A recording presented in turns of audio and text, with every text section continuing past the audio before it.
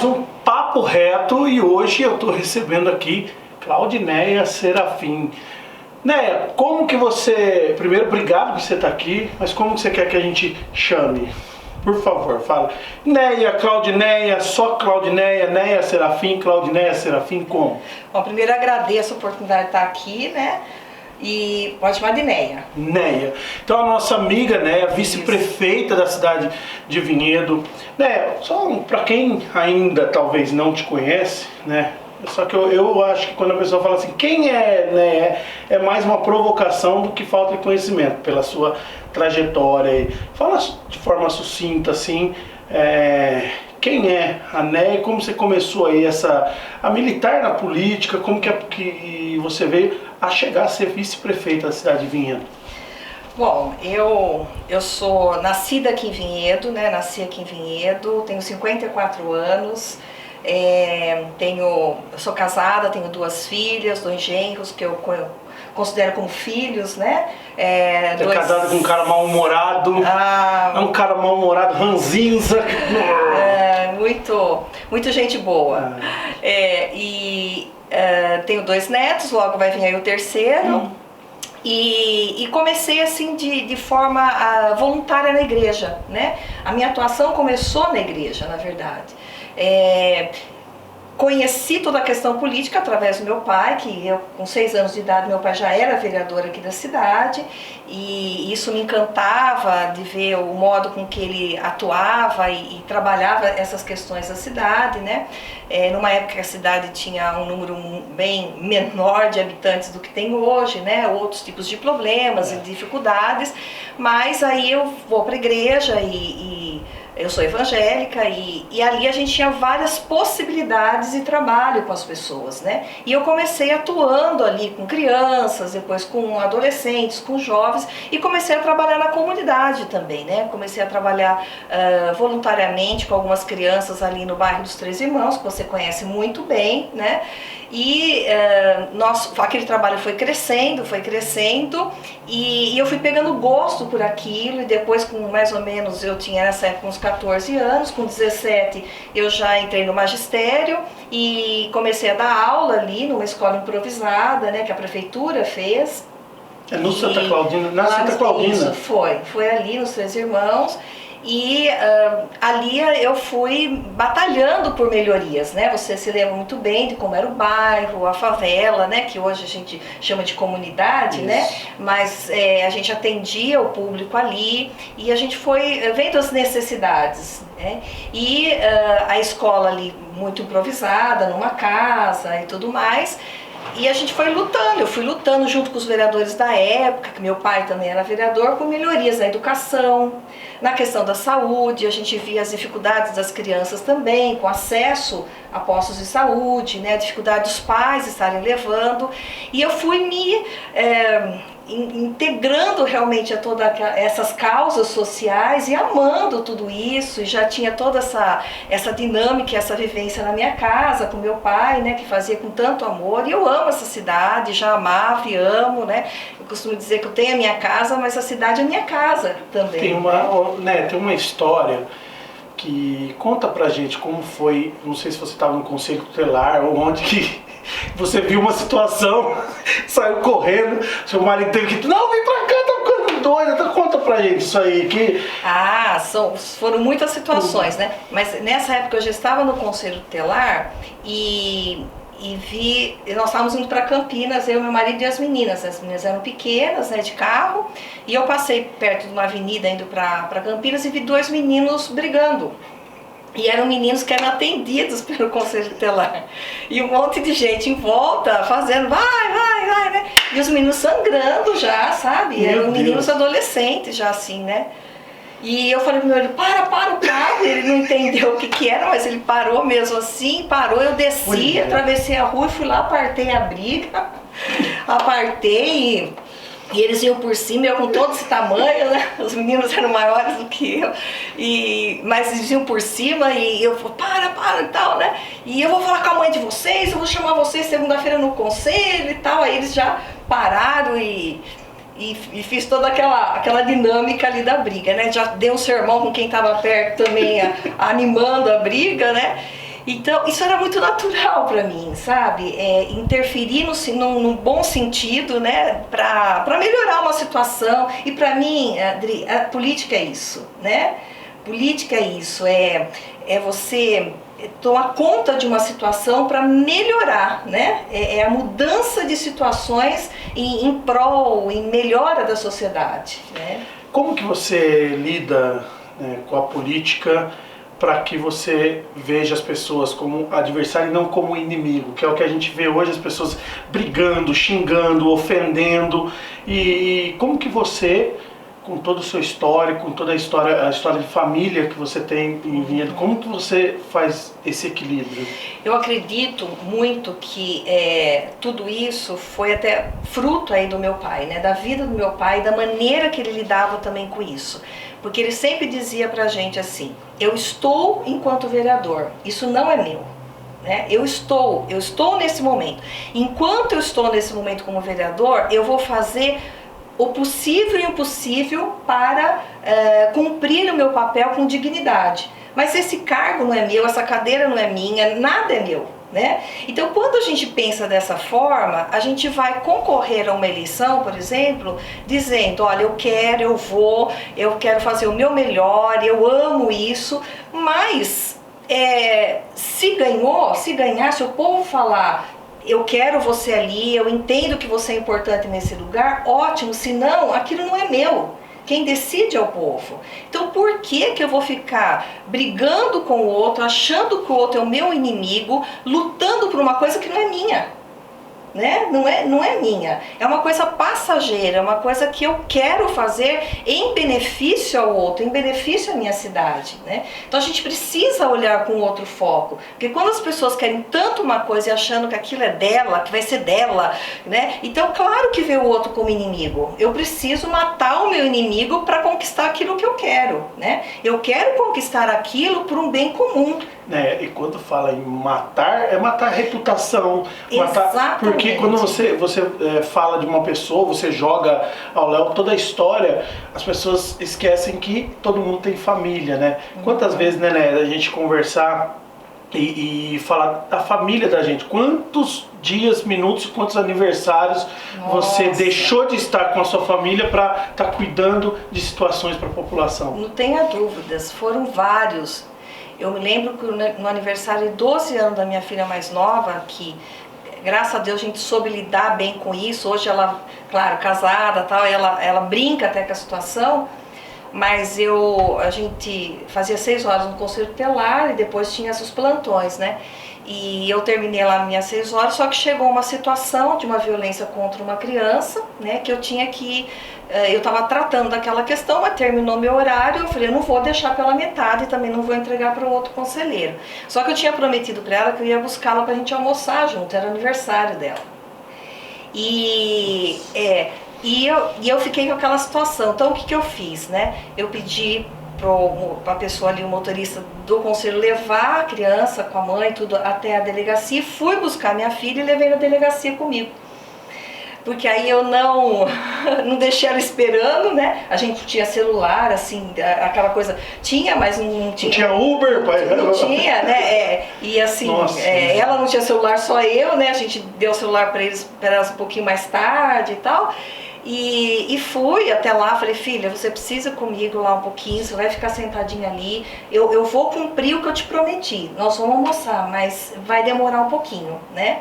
E depois no caminho, eu não costumava contar muito, porque no começo, naquela ânsia assim do conselho tutelar, eu chegava, contava as dores do nosso coração, mas depois eu comecei a perceber que aquilo ia fazendo mal para eles, né? Pro meu marido, para elas, então não falava mais. Mas eu ia mostrando para ela, olha, a gente precisa se doar pelo outro, né? Hoje você também ganhou um grande presente por se doar pelo outro. Você deixou um período do tempo que seria comigo para a gente almoçar junto para se doar. E foi um período longo, né? E ela entendeu e tudo. Então foram vários. Dia das Mães, eu me lembro uma vez a mesa posta, minha mãe, todo mundo lá, minha avó. E me chamaram, era o meu plantão, né, era um plantão à distância, me chamaram na delegacia, uma situação complicada. Eu deixei tudo e fui, voltei, era 5 horas da tarde, né?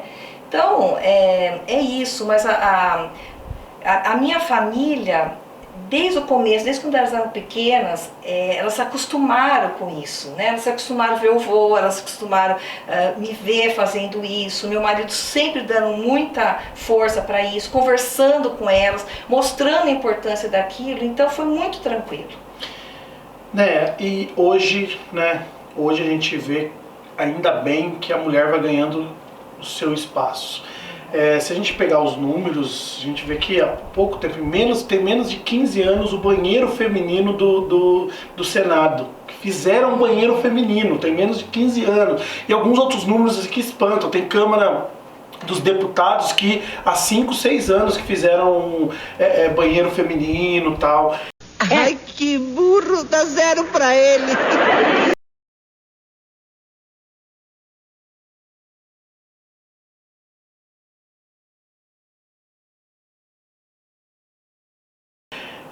Como que você enxerga isso aí, né? Você que sempre, né, lutando, depois chegou em cargos de coordenação, coordenando equipes e tal, mas como foi também conviver com esse preconceito? Realmente é algo muito real, né? Não adianta, mas aumentou, melhorou, mas está muito aquém ainda daquilo que deve ser feito para que a mulher possa exercer o seu papel, que também é de direito e que tem capacidade para isso, de uma forma que não seja tão longe do homem, né? Daquilo que oferecem para o homem. Então eu vejo isso, Adriano, com muita tristeza, né? Porque a gente ensina as nossas filhas, né? A gente ensina os nossos filhos que nós temos direitos iguais no sentido do trabalho, nós podemos fazer, nós podemos realizar. Aí quando vem na vida real, a gente se depara com tudo isso que você falou, né? Que está tão presente ainda na nossa sociedade, né? Com a discriminação, com as diferenças de salário, né? Diferenças de locais, o melhor para um, o pior para o outro, né? As dificuldades até mesmo com relação ao cuidado dos filhos, para que essa mulher também possa ficar tranquila para trabalhar, né? A questão até familiar mesmo, do homem muitas vezes não cooperar com a sua esposa, com a sua companheira ali, para que ela possa ir para o mercado de trabalho, para que ela possa exercer a sua profissão. Então a gente vê com muita tristeza, mas isso também nos impulsiona a lutar mais ainda por esses direitos, né? Lutar mais ainda para aquilo que deve ser normal, né? Aquilo que deve ser totalmente normal. E aí tem um quadro aqui nosso que é chamado Fala na Cara. A gente vai e faz uma pergunta e aí se você não quiser responder, você fique à vontade. Você acha, na sua opinião, que Vinhedo e também falar do governo do estado e tal, mas você acha que uma mulher tem condições de segurar o rojão e governar uma cidade como essa, um estado como esse? Você acha que tem condições?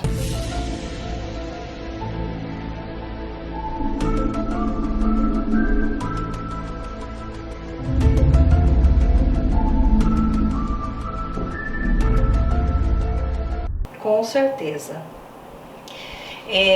Não é o fato do gênero que vai traçar a nossa inteligência, a nossa capacidade.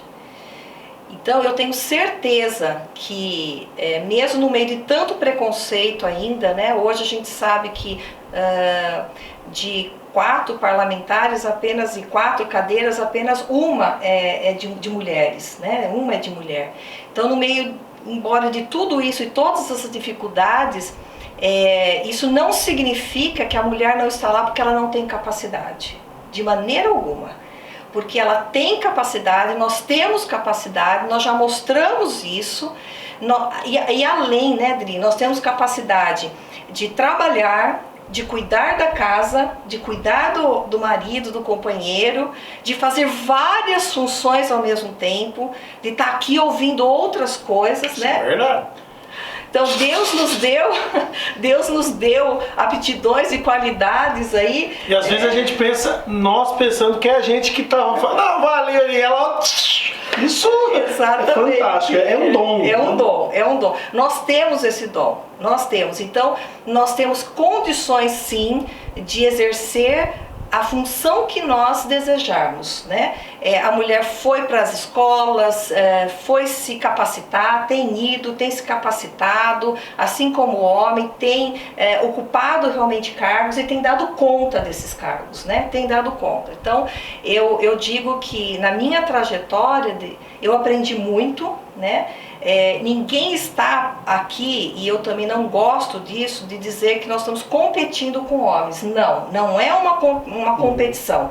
Nós queremos trabalhar juntos. Então, dentro de uma empresa vai ter homens e mulheres. Dentro de uma prefeitura, dentro de uma secretaria, onde for, vão ter homens e mulheres trabalhando. E nós queremos respeito. Né? Eu quero ser respeitada como mulher, eu quero ser respeitada no cargo que eu exerço, porque eu fui colocada ali, né? Porque outras pessoas votaram para que a gente estivesse ali, né? E nos aceitaram ali. E não só isso, no decorrer do tempo nós temos que trabalhar para isso, né? Agora, infelizmente, as mulheres precisam... A gente percebe assim, né, que aquilo que o homem faz, a mulher tem que provar 2, 3 vezes aquilo para mostrar que ela consegue, né? Ela tem que provar muito mais todos os dias que ela é capaz, que ela consegue, do que o homem, né? Para o homem parece ser uma coisa mais natural e para nós parece que precisa ficar sempre provando, mas não tem problema, nós temos garra, nós temos condições, nós temos ânimo, força para provar o que precisa ser provado, que nós conseguimos sim ter cargos de liderança dentro da política, fora da política, em qualquer local. Queria, né, agradecer muito você ter aceito o convite do Papo Reto. É uma honra para mim, sabe que eu admiro muito você. A gente trabalhou juntos em vários projetos e eu acho que a gente ainda vai trabalhar em bastante projetos juntos. Então foi uma honra ser liderado por você, né, uma honra mesmo. E eu já, quando a gente trabalha em algumas pesquisas, em algumas coisas, sempre quando você pega o perfil da mulher, quando a mulher fala, tá faltando alguma coisa, né? Então a mulher normalmente é ela que leva o filho na escola, leva o filho, então ela tem uma visão mais ampla. Então eu também concordo com isso, também acho que tem ainda uma visão muito machista. Realmente eu concordo com você de que a mulher às vezes ela precisa provar 2, 3 vezes, ou quando alguém fala, a mulher tem que falar bem mais alto, tem que gritar, e o cara fala, mas tá gritando lá, que histeria, porque senão parece que não ouve a voz. Então assim, desejo de coração, assim, ó, força, sucesso em todos os projetos que você foi encabeçar. Muito obrigado, né? Eu agradeço, Dri, foi também uma alegria muito grande ter trabalhado com você. Realmente nós tivemos momentos assim, muito importantes aqui na cidade, trabalhando juntos, e eu sempre fui muito feliz trabalhando ao seu lado, também nas oportunidades que nós tivemos. Agradeço a consideração, agradeço o carinho, né? E realmente nós precisamos a cada dia, mesmo como eu disse, precisando provar, né? Nós vamos para frente, nós vamos porque nós sabemos o nosso valor. Então, muito obrigada mesmo, viu? Obrigado, gente! Essa foi a nossa amiga Neia. Até mais! Tchau, gente!